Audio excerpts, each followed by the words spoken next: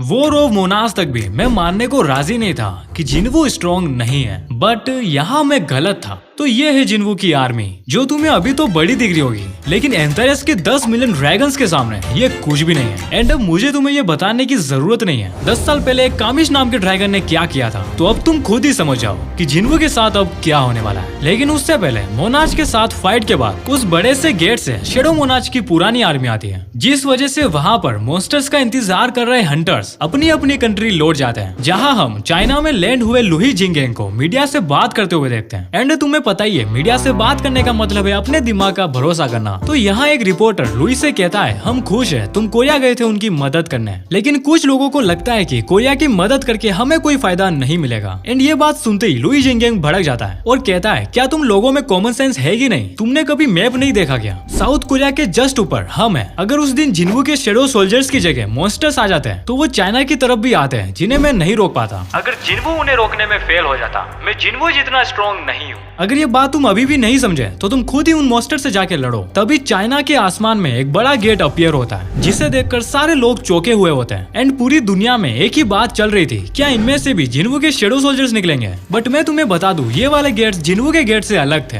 जहाँ पहले सिर्फ एक ही गेट ओपन हुआ था, लेकिन इस बार 8 गेट ओपन हुए। एंड इसी वजह से पूरी दुनिया कोरियन हंटर एसोसिएशन पर प्रेशर डाल रही थी। उन्हें जिन्वू से खतरा महसूस हो रहा था, क्योंकि जिन्वू के पास अपनी खुद की आर्मी है जो किसी भी कंट्री को तबाह कर सकती है। एंड इसी बात को लेकर वर्ल्ड में पहले से प्रॉब्लम थी, और अब और वो 8 गेट और आ गए, जिसमें से क्या निकलेगा किसी को नहीं पता। मॉन्स्टर्स हो सकते हैं या जिन्वू के और शेडो सोल्जर्स। वहीं दूसरी तरफ जिन्वू दुनिया से दूर एक आइलैंड पर अपने शेडो सोल्जर्स को ट्रेन कर रहा होता है, 2 ग्रुप्स में बांटकर। तभी जिन्वू के सामने आकर बेरू खड़ा हो जाता है एंड वो कहता है, मेरे किंग, मुझे एक मौका दीजिए बेलियन से लड़ने का। मैं बेलियन को ग्रैंड मार्शल पोस्ट के लिए चैलेंज करता हूँ। एंड इस पर जिन्वू भी हाँ कर देता है और बेलियन और बेरू आमने सामने खड़े हो जाते हैं, जहाँ जिन्वू देखता है कि बेलियन के पास एक बड़ी सी स्वार्ड है, जिस वजह से वो स्लो है। वहीं बेरू का स्पीड में कोई मुकाबला नहीं है, इसलिए वो इजीली जीत जाएगा। बट जिन्वू की आंखें यहाँ फटी की फटी रह जाती हैं। जैसे ही बेरू बेलियन पर अटैक करने के लिए जाता है, तभी बेलियन की सोर्ड एक चेन की तरह हो जाती है एंड वो बेरू को जकड़ लेता है, जो देखकर जिन्वू इस फाइट को रोक देता है और बेरू भी अपनी हार मान लेता है। एंड मन ही मन जिन्वू सोच रहा होता है, बेलियन सच में काफी पावरफुल है एंड वो डिजर्व करता है ग्रैंड मार्शल पोस्ट को।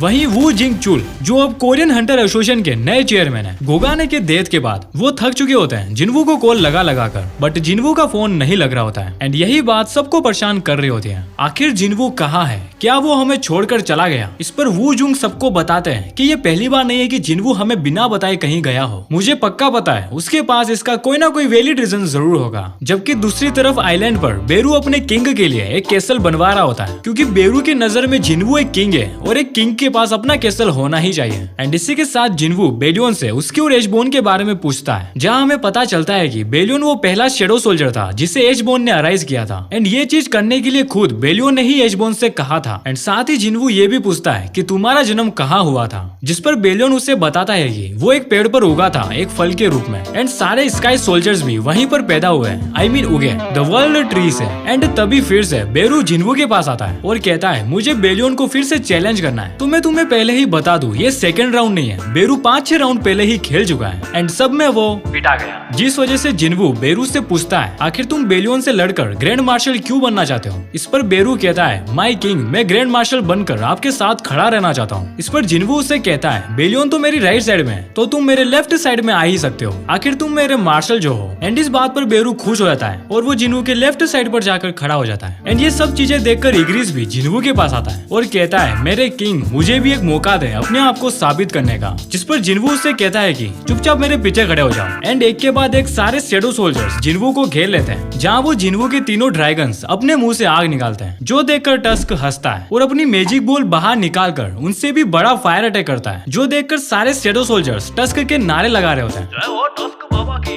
जय हो। जबकि जिन्वू सोच रहा होता है, टस्क बहुत बड़ा चीटर है, उसने अपनी मैजिक बॉल का यूज किया है। तो ऐसे जिन्वू और जिन्वू की आर्मी इस आइलैंड पर मजे और ट्रेनिंग कर रही होती है। जबकि डायमेंशन के क्रैक में योगुमोन यानी कि मोनाच ऑफ ट्रांसफिगरेशन एंथारियस से कहता है कि शेडो मोनाच ने हमें धोखा दे दिया है। एंड ये बात सुनकर एंथारियस कहता है, मैं शेडो मोनाच को देख लूंगा। एंड इसके बाद हम जिन्वू को एक वर्ल्ड कॉन्फ्रेंस करते हुए देखते हैं, जहाँ जिन्वू सबको बता देता है कि इस बार मेरे शेडो सोल्जर्स नहीं, रियल मॉन्स्टर्स निकलेंगे इस गेट से। लेकिन इस बात पर ज्यादा ज्यादातर लोग भरोसा नहीं कर रहे थे और वो जिन्वू को झूठा मान रहे थे। एंड इस चीज को लेकर जिन्वू गुस्सा हो जाता है और उन्हें अपनी पावर का एक छोटा सा नमूना दिखाता है अपने पीछे कई सारे गेट्स खोलकर। एंड जिन्वू उन सभी से कहता है वो भी मेरी तरह ही है एंड वो बस अपनी आर्मी को इकट्ठा कर आने ही वाले हैं। जो सुनकर एक आदमी कहता है जिन्वू मुझे तुम पर भरोसा है, हमें बताओ हम क्या करें। इस पर जिन्वू उनसे कहता है जितना हो सके उतना उस गेट से दूर रहना।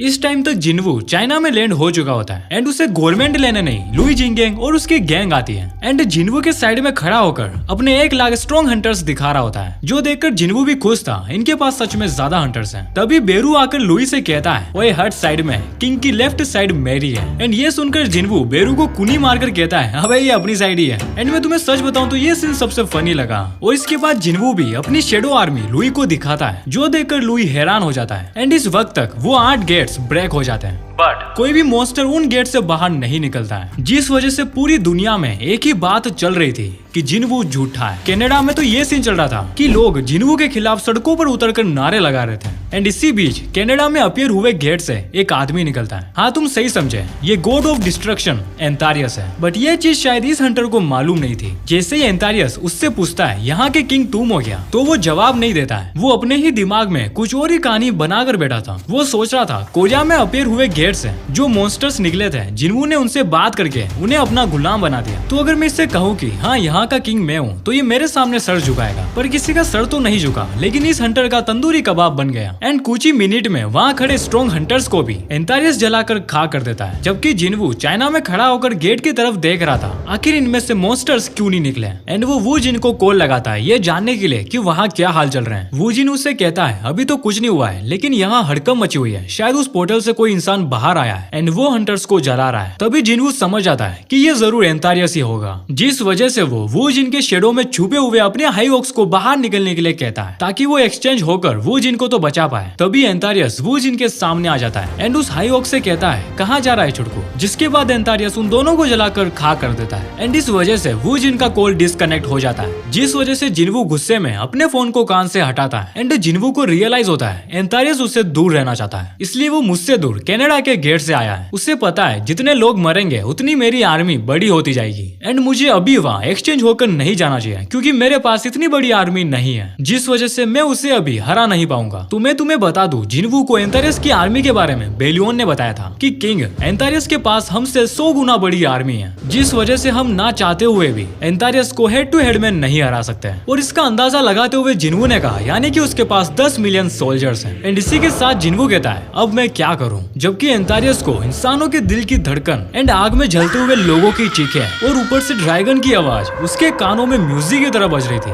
और यही म्यूजिक सुनते सुनते एंटारियस कहता है अब वक्त आ चुका है दुनिया को तबाह करने का। चलो मेरे सोल्जर्स आगे बढ़ो। हमें एब्सोल्यूट बीइंग ने इसी मकसद से बनाया था ताकि हम दुनिया में तबाही मचा सके। एंड वो कुछ ही देर में पूरे कनाडा को जलाकर खा कर देता है। वहीं जिन्वू कहीं से शेडो एक्सचेंज करके टावर पर आता है एंड वो चाही को फोन कॉल करता है। चाही उससे पूछती है क्या तुम जिन्वू बोल रहे हो। इस पर जिन्वू हंसकर कहता है हाँ मैं जिन्वू ही हूँ, वो थोड़ा बिजी था जिस वजह से कॉल नहीं कर पाया। इस पर चाही भी कहती है हाँ मैं भी थोड़ी बिजी हूँ एंड इस वजह से हम थोड़े दिन तक नहीं मिल पाएंगे। इस पर जिन्वू कहता है हाँ हम नहीं मिल पाएंगे। तभी चाही जिन्वू से एक प्रॉमिस करने के लिए कहती है तुम इस फाइट के बाद जरूर मिलने आओगे। जिन्वू भी कहता है हाँ मैं जरूर मिलने आऊंगा। एंड दोनों अपना फोन डिस्कनेक्ट कर देते हैं। तभी हम चाई के आसपास कई सारे हंटर्स देखते हैं, जिसमें चाइना के और अमेरिका के कई सारे हंटर्स होते हैं। लुई जिंगगैंग, थॉमस आंद्रे और कोरिया के सारे हंटर्स जो साउथ कोरिया से कनाडा जाने वाले हैं, जहां कनाडा में एंटारियस जोर से चिल्लाता है, जो आवाज पूरी दुनिया में गूंजते हुए जिन्वू के पास आती है। मैं यहाँ हूँ, मैंने तुम्हारे जैसे लाखों लोगों को मार दिया है, तुम कब तक मुझसे छुपते रहोगे। इसका जवाब देते हुए जिन्वू कहता है मैं जल्दी ही आ रहा हूँ। एंड फिर हम एंटारियस को एक बिल्डिंग पर खड़ा देखते हैं, जहाँ वो सोच रहा होता है आखिर शेडो मोनाज मुझसे छुपकर क्यों बैठा है। उसे पता है मेरे पास 1 करोड़ की आर्मी है एंड शायद उसके पास 1 लाख की आर्मी है, जो 1 करोड़ के सामने कुछ भी नहीं है। एंड तभी एक बॉम्ब एंटारियस के फेस पर जाकर टकराता है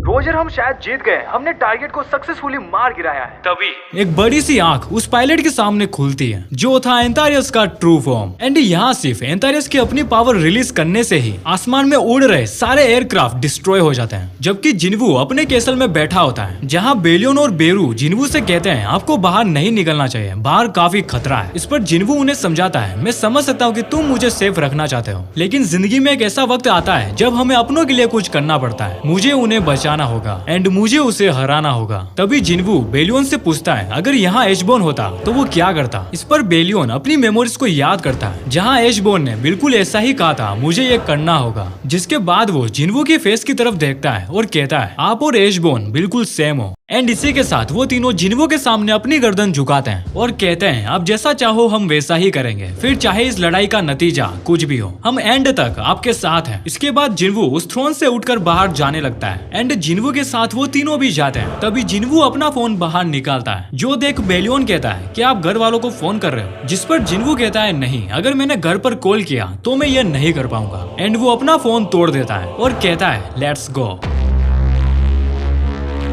तो यहाँ एक फाइटर जेट हवा में उड़ रहा होता है, तभी एक ड्रैगन आकर उस फाइटर जेट को खा जाता है, बट उस जेट से पायलट सही सलामत इजेक्ट हो जाता है। एंड वो जैसे ही पैराशूट की हेल्प से नीचे लैंड करता है तो वो देखता है कि आसपास कई सारे मॉन्स्टर्स ह्यूमनॉइड्स होते हैं, जिन्हें देखकर वो एक जगह छुप जाता है। बट यहाँ पायलट की किस्मत थोड़ी खराब थी, क्योंकि जहाँ वो छुपा था उसके पीछे ही ड्रैगन होता है, जिसे देखकर वो अपनी आंखें बंद कर देता है एंड अपनी मौत को एक्सेप्ट कर लेता है। बट वो महसूस करता है कि उससे कुछ नहीं हुआ एंड वो अपनी आंखें खोलता है तो उसके सामने वो ड्रैगन मरा हुआ होता है और उसे मारने वाला होता है हमारा जिन्वू, और सोल्जर से कहता है यहाँ से चले जाओ। एंड इसके बाद जिन्वू को कई सारे मॉन्स्टर्स घेर लेते हैं, जिन्हें जिन्वू रूलर अथॉरिटी की मदद से एक जगह स्टॉप कर देता है एंड एक के बाद एक उन सबको ठिकाने लगा देता है और कहता है ये तो बस शुरुआत है। एंड उन सारे मॉन्स्टर्स को अराइज कर लेता है, जबकि एंटारियस योगुमोन और मोनाच ऑफ आयरन बॉडी से कहता है मुझे जिन्वू का पता चल चुका है, वो ईस्टर्न साइड है। इस पर योगुमोन कहता है क्या हमें अपनी आर्मी से उस पर हमला करना चाहिए। एंड ये सुनते ही आयरन बॉडी उससे मना कर देता है, ये कहते हुए कि जिन्वू वहाँ अकेला है। और ये सुनते ही एंटारियस कहता है इसका मतलब वो अपनी आर्मी बढ़ा रहा है, वहीं उसकी शेडो आर्मी कहाँ है उसका कोई पता नहीं। आखिर जिन्वू करना क्या चाहता है। एंड इस वक्त तक मैं तुम्हें बता दूं,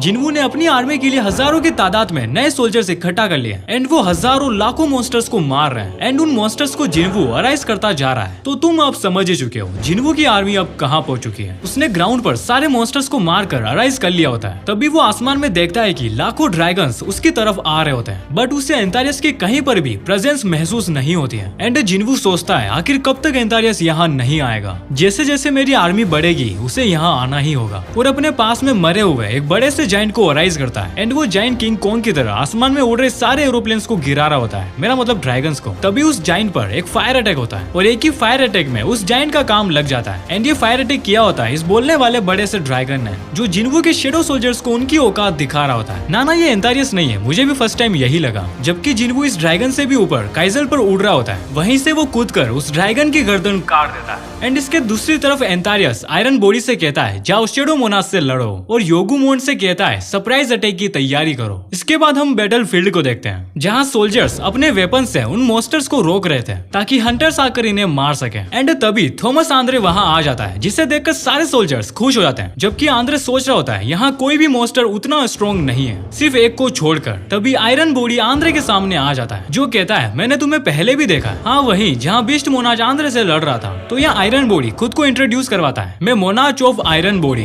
king of monsters humanoids. And तुम ये अच्छे से जानते हो मैं पलक झपकने से पहले तुम्हारा सर काट सकता हूँ। इस पर आंद्रे कहता है मुझे नहीं पता कि तुम कितने स्ट्रॉन्ग हो, बट मुझे चैलेंजर्स पसंद है। तभी आंद्रे की शेडो से बेलियन, बेरू और बाकी की शेडो आर्मी बाहर आ जाती है, जो देख आयरन बॉडी कहता है हम पर अटैक हुआ है। एंड वो एंटारियस से कॉन्टेक्ट कर ही रहा होता है, लेकिन उसका कनेक्शन नहीं हो पाता है। ना उसके वैलिडिटी पैक में कोई प्रॉब्लम नहीं है। दूर उस बिल्डिंग पर देख रहे हो, ये नहीं ये वाली, हाँ ये सारा जलवा टस्क बाबा का ही है। उसने इस पूरी जगह पर एक बैरियर बना रखा है, वही थर्ड डायमेंशन वाला, जिस वजह से आयरन बॉडी का कॉल एंटारियस को नहीं लग पा रहा है। और ये सब देखकर आयरन बॉडी गुस्सा हो जाता है और कहता है ऐसा प्लान शेडो मोनाच नहीं बना सकता, क्योंकि उसके पास कभी नहीं मरने वाली आर्मी है, जिस वजह से वो सीधे अटैक में विश्वास रखता है। ये तो नीच इंसानों की स्ट्रेटेजीज है। तभी बेरू आगे आकर कहता है बिल्कुल चुप, जो भी तुमने मेरे किंग के बारे में कहा है वो वर्ड्स वापस लो, नहीं तो मैं तुम्हें यही मार दूंगा। जिस पर आयरन बॉडी गुस्से में कहता है, तेरी इतनी हिम्मत चिटी गई है, तू एक मोनाज से ऐसे बात कर रहा है। एंड इसी के साथ आयरन बॉडी एक मोस्टर में चेंज हो जाता है। वहीं बेरू भी चिल्लाकर अपनी पावर को रिलीज करता है एंड इन सभी की फाइट स्टार्ट हो जाती है, जहाँ शेडो आर्मी आयरन की आर्मी को धूल चढ़ा देती है एंड वो सारे कन्वर्ट होकर शेडो मेंबर बन जाते हैं। एंड साथ ही बेरू आयरन बॉडी के सर पर जाकर बैठ जाता है एंड धीरे धीरे आयरन बॉडी मर ही रहा होता है। तभी एक पोर्टल से जिन्वू और एंटारियस उसके सामने आते हैं एंड पोर्टल से बाहर आते ही एंटारियस शॉक था। आयरन बॉडी की पूरी आर्मी जिन्वू की आर्मी में चेंज हो चुकी है एंड अब आयरन बॉडी भी मर रहा है। तो मैं तुम्हें बता दूं, जब आयरन बॉडी और ये शेडो सोल्जर्स आपस में लड़ रहे थे, जब एंटारियस और जिन्वू आमने सामने थे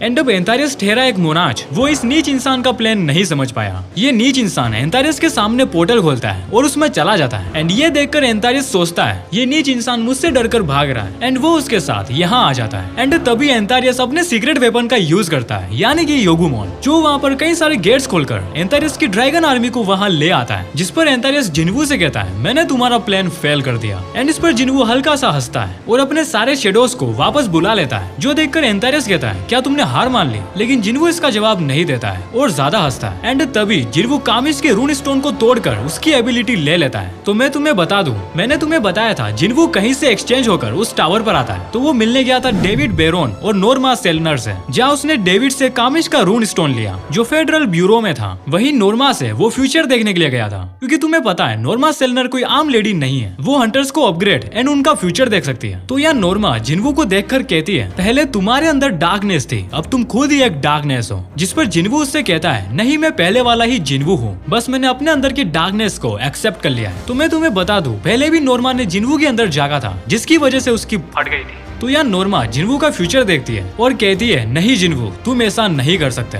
जिस पर जिन्वू उससे पूछता है, हम जीत तो जाएंगे? नोर्मा कहती है हाँ। एंड नोर्मा आगे कुछ कह पाती, जिन्वू उसके वर्ड्स बोल देता है, क्या फर्क पड़ता है, किसी एक की जान जाने के बदले सबकी जान तो बच रही है। हाँ तुम सही समझे, जिन्वू मरने वाला है। एंड हम फाइट में देखते हैं जहाँ जिन्वू ड्रैगन की रोर करता है एंड ये सब हो पाया था कामिश के रून स्टोन की वजह से। तो उस रोर से आसमान में उड़ रहे सारे ड्रैगन स्टील हो जाते हैं। शायद तुम्हें ना बताओ, किसी पावरफुल ड्रैगन की रोर से बाकी के ड्रैगन एक जगह स्टील हो जाते हैं। एंड यहाँ पर भी कुछ ऐसा ही हुआ, बट यहाँ जिन्वू की रोर काफी पावरफुल थी। ड्रैगन्स के साथ योगुमोन भी स्टील हो गया एंड योगुमोन को ऐसा स्टील खड़ा देख एंटारियस सोचता है, शायद जिन्वू योगुमोन को मारना चाहता है, इसलिए उसने ड्रैगन फियर का यूज किया है। तभी जिन्वू एंटारियस के पास आकर एक्सचेंज कहता है एंड एंटारियस को जिन्वू अपने आइलैंड पर ले जाता है, जहाँ एंटारियस जिन्वू का कैसल भी देखता है और कहता है, शेडो मोनाज के लिए ऐसा कैसल है? इस पर जिन्वू भी कहता है, हाँ, बट तुम्हें हराने की पार्टी इसी कैसल में रखी जाएगी। इस पर एंटारियस भी कहता है, चलो देख लेते हैं, मैं तुमसे तब तक लड़ूंगा जब तक मेरी आर्मी मुझे ढूंढ नहीं लेती है। और वो अपने बड़े से ड्रैगन फॉर्म में आ जाता है, जिसे देखकर जिन्वू भी अपने शेडो सोल्जर्स बाहर निकाल लेता है। एंड यहीं पर अब फैसला होगा कि आखिर कौन बचेगा। Sponsor time.